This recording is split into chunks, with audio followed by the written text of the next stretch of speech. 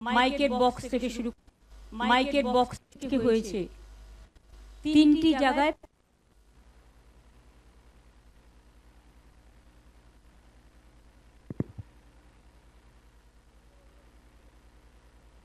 আমি আপনাদের সকলকে আজকে কবিগুরু বিশ্বকবি রবীন্দ্রনাথ ঠাকুর, যিনি আমাদের চলার পথের পাথেয়, আমাদের নীতি, আমাদের আদর্শ, আমাদের দর্শন, আমাদের সংস্কৃতি, আমাদের সম্প্রীতি, তাকে শ্রদ্ধার্ঘ্য নিবেদন করবার জন্যই আমাদের এই প্রোগ্রাম।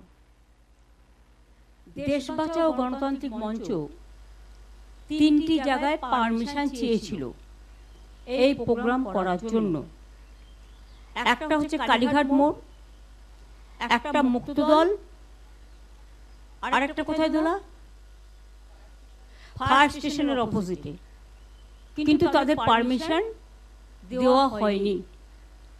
তখন আমি ভাবলাম, ছোট্টবেলা থেকে আমাদের হাতে খড়ি যখন থেকে হয়েছে, তখন থেকে রবীন্দ্র নজরুল এইসব জয়ন্তী, গান্ধীজি বলুন, নেতাজি বলুন, ভগৎ সিং বলুন, আমরা পালন করে আসি। তো আজকে এমন কি ঘটলো যে রবীন্দ্র জয়ন্তী পালন করার পারমিশনও নেই? তখন আমি ভাবলাম, আমার এখানে অনেকটা জায়গা আছে আমার অফিসের সামনে, যেটা আজকে নয়, চিরকালই এটা আছে। তো এইখানে বসে কেন হতে পারে না, সেইটা ভেবেই আজকে সকালবেলা দুটো চৌকি কিনলাম। সব ডেকোরেটরদের মানা করে দিয়েছে যাতে কেউ কোনো চৌকি টৌকি না দেয়, প্যান্ডেল না করে। এগুলো যা দেখছেন সব আমরা নিজেরা করেছি। সকালে দুটো চৌকি কেনা হয়েছে, মাইকের বক্স থেকে শুরু করে আমরা নিজেরা অ্যারেঞ্জ করে নিয়েছি। টোটাল একটা স্বৈরাচার কণ্ঠকে স্তব্ধ করার একটা প্রচেষ্টা। দেখুন, আমরা প্রথম থেকেই বলেছি আমাদের নীতির লড়াই, নৈতিকতার লড়াই আজ থেকে শুরু হবে সন্ত্রাসের বিরুদ্ধে। ভোটে কি হয়েছে না হয়েছে আপনারা সবাই জানেন। আমি আগেও অনেকবার বলেছি, আজকে আমি রবি ঠাকুরের জন্মদিনে এসব অশুভ কথা বলতে চাই না। আমাদের শুভ শক্তির উদয় হোক এবং মানুষের মঙ্গল হোক। আমরা সবার মঙ্গল কামনা করে কথা নিশ্চয়ই বলবো। বিশ্বকবি আমাদের ভালোবাসার কথা শিখিয়েছেন, প্রেমের কথা শিখিয়েছেন, মাথা উঁচু করে দাঁড়ানোর কথা শুনিয়েছেন, আমি ভয় করব না, ভয় করব না গান গেয়েছেন, প্রাণ ভরিয়ে তৃষা হরিয়ে আরো আরো দাও প্রাণ শিখিয়েছেন। কবিগুরু আমাদের শিখিয়েছেন চিত্ত যেটা ভয় শূন্য, উচ্চ যেটা শির। কবিগুরু আমাদের শিখিয়েছেন বাংলার মাটি বাংলার জল। কবিগুরু আমাদের শিখিয়েছেন হেমর তীর্থ পূর্ণ চিত্তে জাগরে ধীরে, এই ভারতের মহামানবের সাগর তীরে। কাজে এই সংস্কৃতিকেই আমরা রক্ষা করে চলব, এটাই আমাদের রক্ষা কবচ। আমি আজকের দিনে যারা এসেছেন, বিশেষ করে সব বিশিষ্ট মানুষদের, এবং যারা ভয় পেয়েছেন তাদের আমি বলবো, আমি কিন্তু কাউকে রিকোয়েস্ট করা পছন্দ করি না।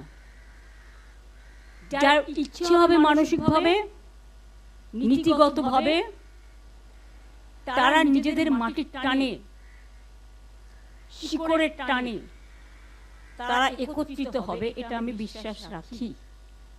এবং তাই আমাদের এখানে যারা উপস্থিত হয়েছেন সবাইকে আমি অনেক অনেক প্রণাম, অভিনন্দন জানাচ্ছি। এবং কবিগুরুর এই জন্মদিন দিয়ে আমাদের যাত্রা হলো শুরু। ওগো কর্ণধার তোমারে করি নমস্কার। রাস্তাই আমাদের রাস্তা দেখাবে। আমি আজকে যে সন্ত্রাস চলছে বাংলার মামাটি মানুষের উপরে, আমাদের কর্মীদের উপরে লাগামহীন বলগাহীন সন্ত্রাস চলছে।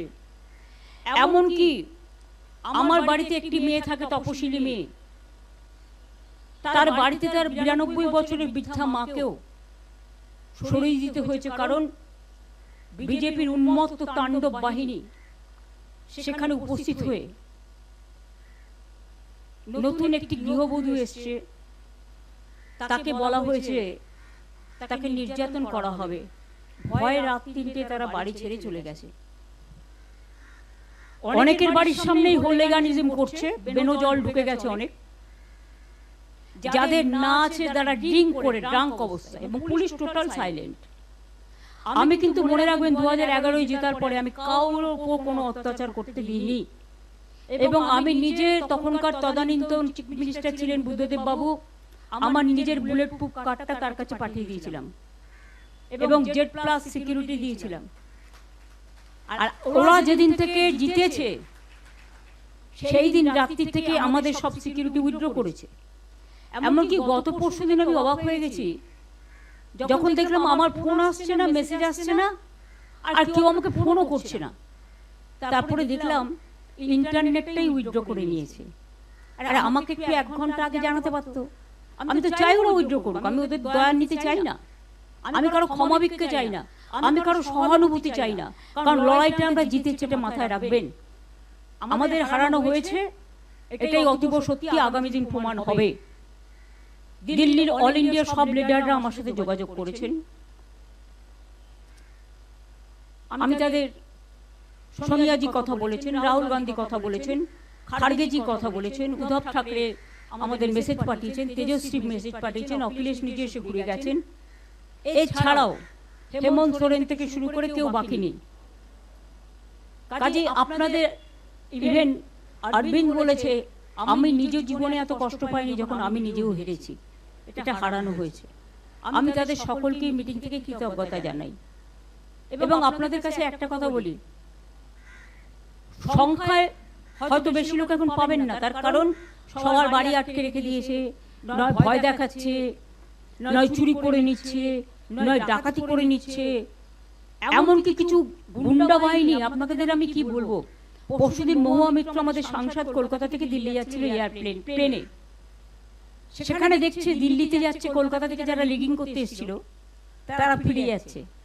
তারা ওখানে ওকে এত অশ্লীল ভাষা বলেছে, ভিডিও আমাদের কাছে আছে, ওর সঙ্গে সঙ্গে ব্যাক করে চলে এসছে। বললো দিদি আমি তর্ক করতে গেলে আমি চাইনি ওদের সাথে কোনো বিতর্কে জড়াতে। আমি বললাম ভালো করেছো, এভিডেন্স কিন্তু আমাদের কাছে সবকিছু আছে, নিশ্চিন্তে থাকুন। আমরা এই লড়াইটা, কল্যাণ আছে, আমি আছি, চন্দ্রিমা আছে, কপিল সিব্বল আমাকে ফোন করেছিল, অভিষেক মনু সিংভি ফোন করেছিলেন, বললেন যা সহযোগিতা করার আমরা করব। প্রশান্ত ভূষণজিও লড়াই করছেন, মেনকাও আছেন, আমি নিজেও সিনিয়র বার অ্যাসোসিয়েশন বার কাউন্সিলের লয়ার, বিমানদা আছেন আমাদের খুব সিনিয়র অ্যাডভোকেট, অশোকদা আছেন, আমাদের বৈশা আছে, সুভাষিস আছে, চন্দ্রিমা আছে, অনেকেই আছে। আমাদের লড়াই আমরা করতে জানি, আমরা এটা করে নেব। কিন্তু এখন যেটা আপনাদের আমি বলবো যে এই সিচুয়েশনে যখন চারিদিকে সন্ত্রাসের একটা বজ্র নিঘাত চলছে, বজ্রপাত, সেখানে ভয় না পেয়ে আমি বাংলার যত রাজনৈতিক বিরোধী দল আছেন, তৃণমূল কংগ্রেসে থেকে আমি আবেদন জানাচ্ছি, যদি মনে হয় আবেদনটা গ্রহণযোগ্য করবেন, তা নাহলে করবেন না, এটা আপনাদের অধিকার। কিন্তু আবেদন জানাতে তো কোনো অসুবিধে নেই। সহ সমস্ত ছাত্র সংগঠন যারা বিজেপি সংগঠনের দ্বারা এসইউসি ছেলেদের আপনারা দেখেছেন, ছেলে মেয়েদের কলকাতা ইউনিভার্সিটিতে কিভাবে মারা হয়েছে, সহ সমস্ত স্টুডেন্ট ইউনিট, ছাত্র যৌবন, এনজিও, বিজনেসম্যানরা করবে না, বিকজ তাদের ইন্টারেস্ট আছে, ভেস্টেড ইন্টারেস্ট আছে, কিন্তু সাধারণ মানুষ আসবেন। তাদের সবাইকে নিয়ে আমি বলবো জোট বাঁধুন। আমরা সবাই চাই একটা যৌথ প্ল্যাটফর্ম তৈরি হোক, যে প্ল্যাটফর্মে অল পলিটিক্যাল পার্টি যারা বিজেপির এগেনস্টে, এমনকি আপনারা যদি বলেন লেফটিস্ট, আমার কোনো ইগো নেই, আমি সবাইকে নিয়েই চলতে চাই। এবং আজকে যা অবস্থা, বিজেপিকে যদি রুখতে হয়, লেফটিস্ট সবাইকে, আল্ট্রা লেফট সবাইকে, আমাদের তৃণমূল কংগ্রেস আমরা কথা দিচ্ছি, ন্যাশনাল পার্টি সবাইকে, যার যতটুকু শক্তি আছে, দিল্লিতেও যেমন আমরা লড়াই করব, তেমনি বাংলাতেও আসুন আমরা জোট বাঁধি। যদি কেউ এ ব্যাপারে কোনো রাজনৈতিক দল আমার সাথে কথা বলতে চান, আমি 4টে থেকে 6টা পর্যন্ত অ্যাভেলেবেল আছি অফিসে, আমাকে জানাবেন, আমি নিশ্চয়ই আপনাদের সাথে কথা বলবো। আমার মনে হয় এটা আমি একটা রবীন্দ্রনাথের সামনে দাঁড়িয়ে এই আবেদনটা সবার কাছে রাখলাম। এখন কিন্তু এটা ভাবার সময় নয় আমি কে ওকে, এনিমিজ এনিমিজ মাই ফ্রেন্ড, এটা ভাবার সময় নয়। আমাদের ফার্স্ট এনিমি হচ্ছে বিজেপি রাজনৈতিকভাবে, যারা দেশের ভালো চায় না, বাংলার ভালো চায় না, বাংলার মানুষের উপর খুব অত্যাচার করছে, বাইরের গুন্ডাদের নিয়ে এসে, লুম্পেনদের নিয়ে এসে, যাদের কোনো সেন্স নেই, ড্রাঙ্ক অবস্থায়। আমার বাড়ির সামনেও সকালবেলা যাত্রা করেছে, অভিষেকের বাড়ির সামনেও ধাক্কা সারাক্ষণ চলছে, এমনকি ওর বাচ্চারা আছে সেখানে ধাক্কা টাক্কা মারছে, দরজা খুলে মেয়েকে বের করে দাও। এমনকি টিচার পড়াতে গেছে, তাকে জিজ্ঞেস করেছে কেন ঢুকছেন, তিনি বলেছেন আরে আমি তো টিচার, শিশুরা পড়াশোনা করবে না। এইসব চলছে। এই অবস্থার মধ্যে দাঁড়িয়ে লড়াইটা কিন্তু আমরা তো লড়বই, কিন্তু আমি সমস্ত বিজেপি বিরোধী রাজনৈতিক দলকে, সমস্ত এনজিওসদের, অনেক পলিটিক্যাল অর্গানাইজেশন আছে যারা অনেক সামাজিক কাজ করেন, তাদের সবাইকে আবেদন করব। নিউট্রাল অনেক প্ল্যাটফর্ম আছে, তাদেরও আবেদন করব। যার কোনো ব্যবসায়িক ইন্টারেস্ট নেই তারা কিন্তু এই আবেদনে দয়া করে সাড়া দেবেন, কারণ ব্যবসায়িক ইন্টারেস্ট যাদের আছে তারা একটু একটু করে সরে যাবে, কারণ তারা তাদের নিজেদের স্বার্থ দেখবে। তাদের নিয়মিতই সরকারে যে থাকে তার স্বার্থে জড়িয়ে পড়ে, আর যখন নিজের স্বার্থে বদনাম করে চলে যায় আর খেসারতটা দিতে হয় রাজনৈতিক দলকে। আমাদের ওদের প্রয়োজন নেই। যারা যেতে চায় তাদের যাওয়ার জন্য আমি অনুমতি দিচ্ছি, যারা থাকতে চায় এবং নতুন করে আসতে চায় তাদের আমি আবেদন জানাচ্ছি, আহ্বান জানাচ্ছি। আমি এইটুকু বলে আমি প্রথম সঙ্গীত করবার আগে তোলা লিস্টটা কোথায়,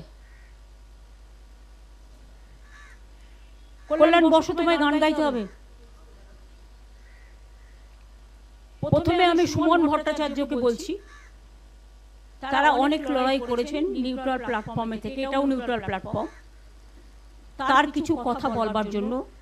তারপরেই আমি ডাকবো রন্তিদেব সেনগুপ্তকে, তারপরে আমি ডাকবো কবিতা বলবেন সৈয়দ তানভীর নাসরিন, তারপরে গানে যারা থাকবে আমি তাদের নাম আস্তে আস্তে অ্যানাউন্স করবো। এসো।